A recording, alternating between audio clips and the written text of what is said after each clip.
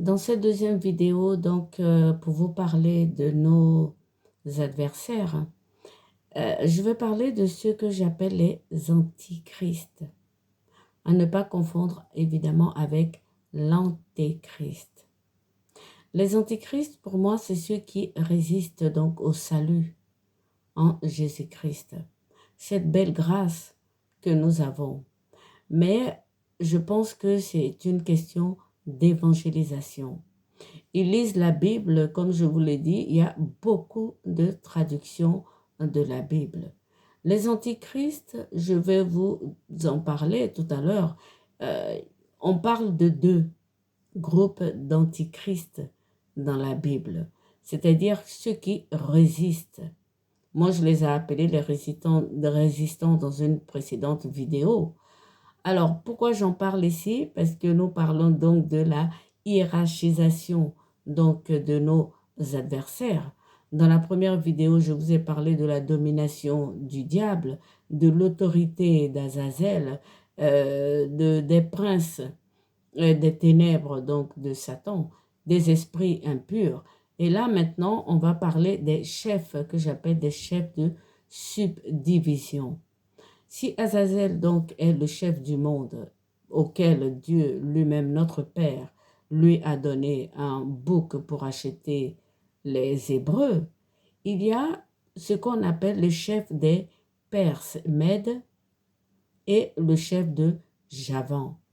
Moi, j'appelle ces chefs des résistants et donc des antichrists. Alors, nous allons commencer donc par le chef des Perses et Mèdes, qui représente aujourd'hui, selon les grands théologiens, ou selon moi c'est ma petite analyse à mon niveau, il représente le chef de l'islam ou des musulmans. Alors, ce chef de subdivision que j'appelle le chef des Perses et Mèdes a retenu Gabriel pendant 21 jours dans une lutte incroyable. Ça se passait quand même au-dessus de nous. C'est pour ça que je les place au-dessus de l'antéchrist, mais quand même en dessous des esprits méchants ou des souffles maléfiques. Voilà, puisque eux, ils obéissent quand même à Dieu. Cyrus, souvenez-vous, a reconstruit le temple que Nabucodonosor avait détruit. Et Cyrus est coiffé donc par ce chef perse. Alors, au-dessus de ce chef perse, il y a également les archanges Michael, puisque Michael est venu vaillamment secourir l'archange Gabriel, qui a pu donc venir nous faire cette révélation par Daniel. Donc, voyez-vous, frères et sœurs, respecter l'autorité est très importante, puisque dans la Bible, il y a la hiérarchie. Il y a une hiérarchie. Donc, le respect est très important. Le respect est très important, frères et sœurs. Je ne vais pas revenir sur ce que j'ai dit dans la première vidéo, mais là, les chefs de subdivision, que moi j'appelle des antichrists, ce sont des résistants. Mais ils n'ont rien à voir, et je le répète, avec le faux prophète, puisque nous parlons donc de l'islam, en ce qui concerne donc le chef des Perses. Et je vais vous donner ce verset à lire et à méditer chez vous. C'est dans Daniel 11, verset 41, lorsqu'on parle de l'antéchrist cette fois-ci. Il est écrit ceci, on parle de l'antéchrist, entrera dans le plus beau des pays et plusieurs succomberont. Mais Édom, Moab et les principaux enfants d'Ammon seront délivrés de sa main. Frères et sœurs, ces enfants donc d'Édom, de Moab et d'Ammon, nous savons qu'ils sont donc sous l'autorité du chef de Perse. Donc vous voyez bien qu'il s'agit de ce groupe de ce qu'on appelle le bélier, des Perses et des Mèdes. Je vous relis le verset. mais relisez-le chez vous, mais vraiment, et méditez sur cette parole. Daniel 11, moi dans ma Bible, c'est verset 41. Il est clairement écrit, il entrera dans le plus beau des pays et plusieurs succomberont. Là, on parle de l'Antéchrist. Mais Édom, Moab et les principaux enfants d'Ammon seront délivrés de sa main. Voilà, frères et sœurs, pour moi, l'islam n'est pas le faux prophète. Je suis désolée, je le répète, Mahomet n'est pas le faux prophète. Et puis la preuve, il n'est même pas vivant, Mahomet, je crois qu'il est mort. Hein? Il est mort depuis un certain moment. Donc, ils sont antichristes, c'est-à-dire qu'ils résistent pour l'instant. Mais je pense que c'est une question donc d'évangélisation. Il faut bien les évangéliser pour qu'ils comprennent la grâce qu'ils ont reçue en Jésus-Christ. S'ils connaissent l'adversaire que nous avons au-dessus de nous, c'est-à-dire le dragon et tous ces, ces subalternes qui sont les anges déchus et les esprits méchants, peut-être qu'ils comprendront la grâce que nous avons reçue en Jésus-Christ. Mais je suis désolée, ils ne sont pas l'antéchrist. Ils ne sont pas non plus le faux prophète de l'Apocalypse 13. Je continue, mais ils ne sont pas seuls. Il y a aussi ce que j'appelle Javan. Le chef de Javan aussi a résisté. Il a résisté tout simplement parce que lui, c'est le bouc. Dieu a encore intervenu là. Dieu a intervenu pour casser la corne donc du bouc et il a fait pousser 4 petites cornes. Donc vous voyez que concernant tous ces chefs de subdivision, puisque lui c'est Javan et l'autre c'était Perse, Dieu intervenait. Dieu a intervenu. Donc il résiste au Christ parce que la grâce ne leur a pas été enseignée. Mais ils ne sont pas l'antéchrist, encore moins le faux prophète de l'Apocalypse 13. Mais je continue. Il y a un verset intéressant, et là, je vais vous le lire dans Jean 12, verset 20. Il est écrit ceci. En ce temps-là, il y avait quelques Grecs parmi ceux qui étaient montés à Jérusalem pour adorer Dieu pendant la fête de la Pâque. Ils abordèrent Philippe qui était de Bethsaïde en Galilée et lui firent cette demande. Nous voudrions voir Jésus. Alors Jésus leur déclara, l'heure est venue où le Fils de l'homme doit être glorifié. Amen, amen, je vous le dis, si le grain de blé tombé en terre ne meurt pas, il reste seul. Mais s'il meurt, il porte beaucoup de fruits. Frères et sœurs, c'est dans l'évangile selon Saint Jean, à partir des versets 20 à 23. Saint Jean 12. C'est vraiment intéressant, frères et sœurs. Vous voyez que à l'époque de Jésus, il y a 2000 ans donc, les Grecs étaient déjà convertis. J'ai parlé dans une précédente vidéo de la Septante. C'est la preuve. La Septante avait traduit la Bible, la Torah, en grec.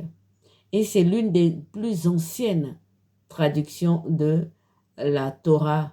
Et donc, vous comprenez que quand ils sont montés pour voir Jésus-Christ, il a compris que c'était l'heure du salut pour le monde entier. Frères et sœurs, en ce moment-là, il y avait les Grecs, il y avait également les Romains, et ils étaient tous autour de Jésus. Mais je continue, je vais vous lire aussi Acte 2, les versets 7 à 11. Lisez tous ces versets, c'est vraiment intéressant. Il est dit ceci, stupéfaits, ils se demandaient tous ces hommes qui parlent, ne sont-ils pas tous galiléens? comment se fait-il que nous les entendions dans notre langue maternelle? Parthes, Mèdes, Élamite, Mésopotamie, Judée, Cappadoce, du Pont, de l'Asie, de la Phrygie, de la Pamphylie, l'Égypte, Libye, Libye céranique, Romains de passage, Juifs prosélytes, Crétois, Arabes, frères et sœurs. Comment se fait-il que tous nous les entendions parler de grandeur de Dieu? Vous voyez, ces chefs de subdivision, perses, mèdes ou même grecs, sont des Adam, des croyants. Pour l'instant, la plupart sont résistants, antichristes, mais ils se convertiront. C'est une question donc d'évangélisation, comme je vous le dis. La Bible a été traduite de plusieurs façons. Et donc, ils se prennent un peu les pieds, si vous voulez, dans les différentes traductions de la Bible. Ils ne croient pas que Jésus-Christ soit Dieu.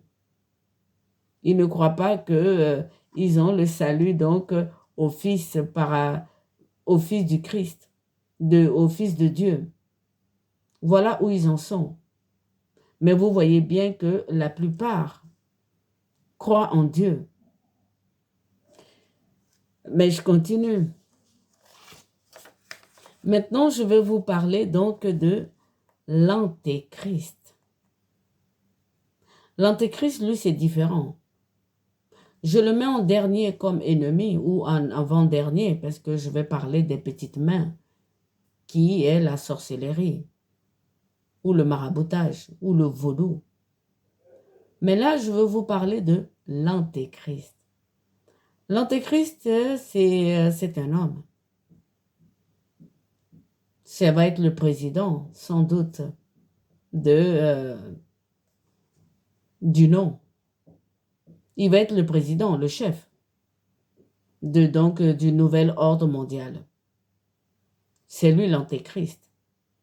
C'est le seul être de chair et de sang qui sera vraiment fils du diable. Donc, vous voyez, frères et sœurs, vous n'avez qu'à lire Daniel.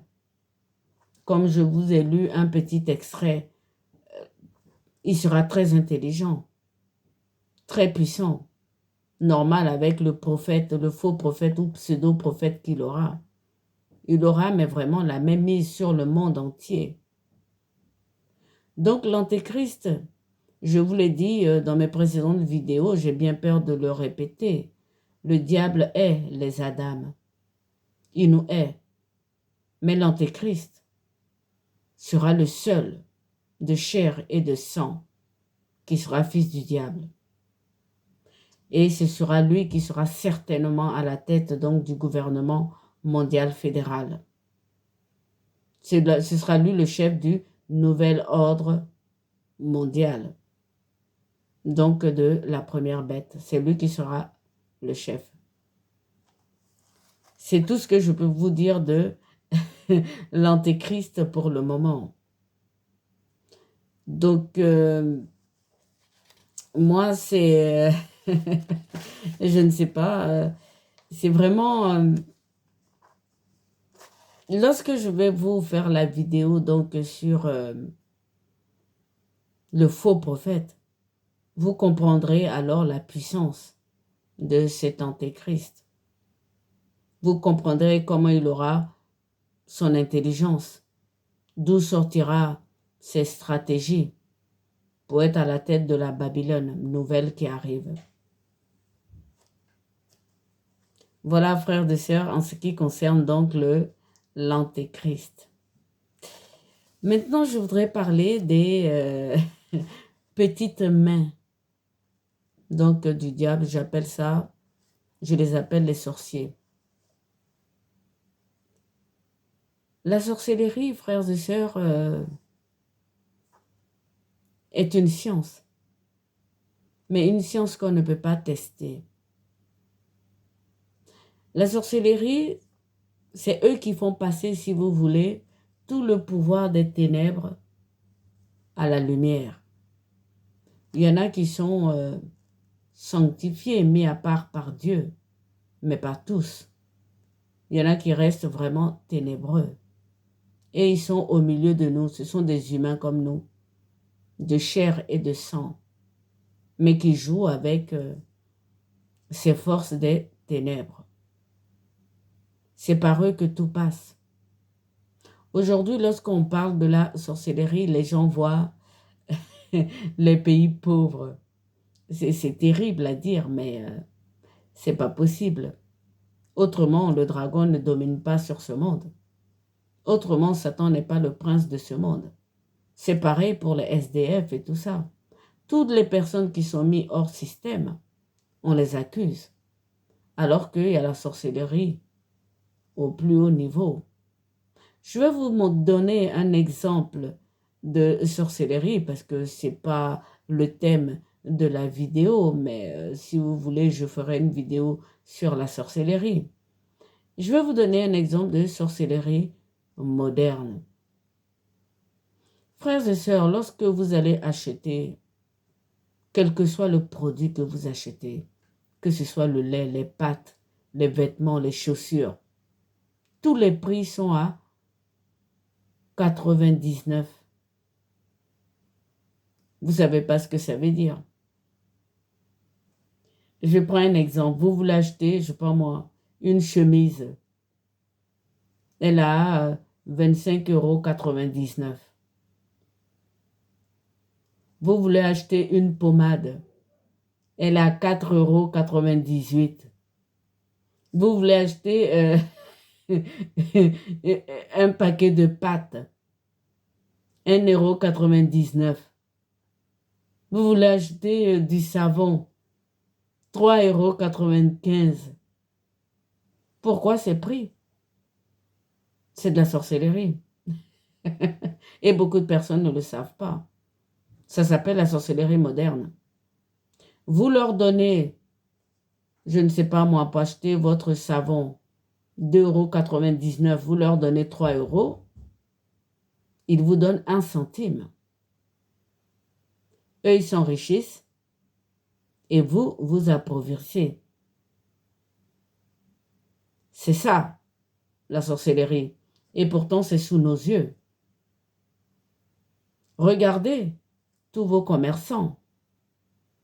Ils sont tous à 99 €. 99 centimes. Quel que soit ce que vous achetez, ils vous donneront 1 centime, 2 centimes, 3 centimes. Et ils vous mettront dans la main en disant c'est pour toi. Et toi, tu prends ces centimes et tu t'en vas et eux, ils ont le gros billet. La sorcellerie est une science. Regardez que tout le monde est habillé pareil. Mais je ne fais pas une vidéo sur la sorcellerie. Je vais dire tout simplement que ce sont les petites mains, si vous voulez, du démon. Mais ce sont nos frères et sœurs. Ils ne peuvent plus s'en sortir parce que pour s'en sortir, il va falloir qu'ils les lâchent. Il n'y a que le Seigneur qui peut les délivrer. Et la prière et la Bible.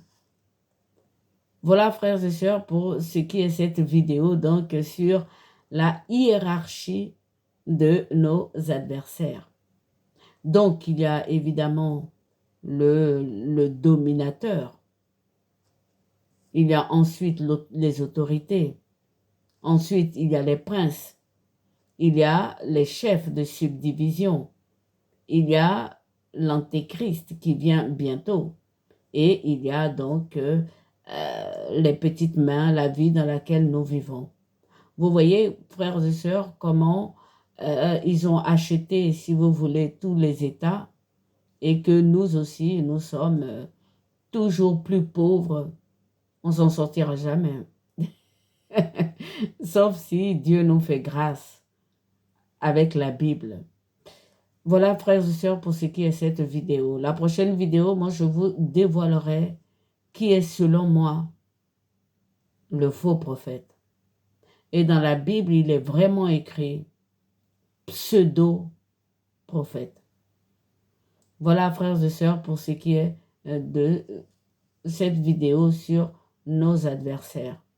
Je vous ai donné 2 exemples, mais pratico-pratiques dans le monde.